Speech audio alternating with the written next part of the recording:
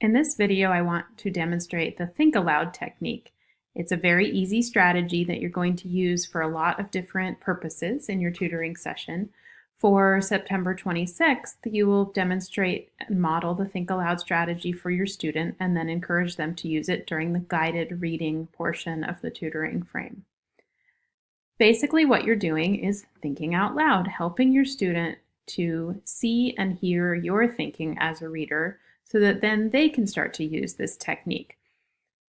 We're going to use it very generally at first, just to think out loud about ideas we have about images, text, characters, plot of whatever we're reading.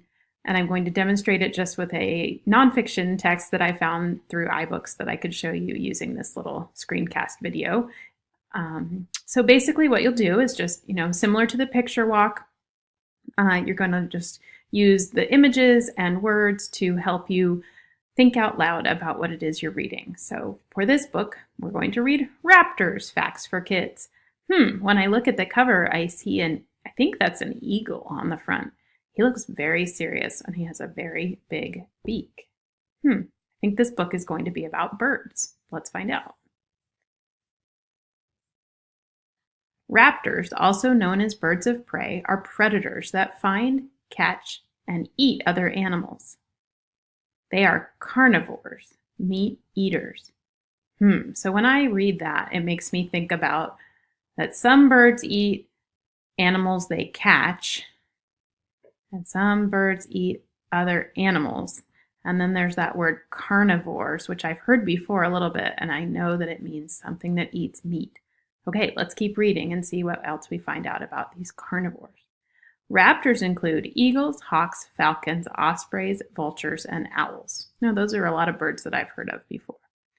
Eagles are among the largest of the raptors. Raptors use their curved, sharp beaks and razor-sharp claws called talons as weapons. Whoa, they can use their beaks and their claws as weapons to hurt other animals, maybe. All raptors except vultures usually catch their prey alive.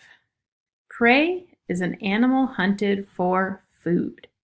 Whoa, and then I see this picture of a raptor with its beak wide open. Okay, so I'm going to stop us there.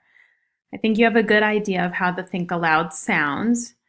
As you can tell from my demo of the Think Aloud, you're going to use it for a lot of different purposes. You can use it to kind of predict what you think you're going to read about. You can use it to reflect about images or text. You can use it to connect your own ideas or experiences to the text.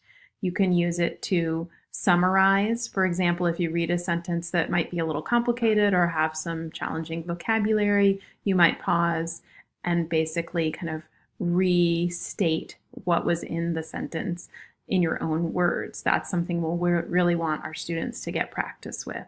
So for next week, for September 26th, you're going to try the Think Aloud with your student, modeling it at least once or twice. As you continue, as they are reading during the guided reading session, you are going to encourage them to try the Think Aloud. You could try it together if your student doesn't feel very confident about it. If you have a student who's already naturally using a Think Aloud, you might want to just direct it for certain purposes. So can you think out loud about this part? What do you think the author's trying to say? Or could you give me a think aloud about this picture? What do you think is going on? So you might try to use it for specific purposes, especially if you have a chatty student who uses think alouds maybe a little bit too much to talk about their own experiences or they get off on a tangent. So try to use a directed think aloud if you have a student who's already thinking out loud as they read. Okay, feel free to ask me questions during the tutoring session next week. You don't need any extra materials for this one. It'll just be a technique that you introduce, and then we'll be using it for more specific purposes as we continue with guided reading. Thanks for watching.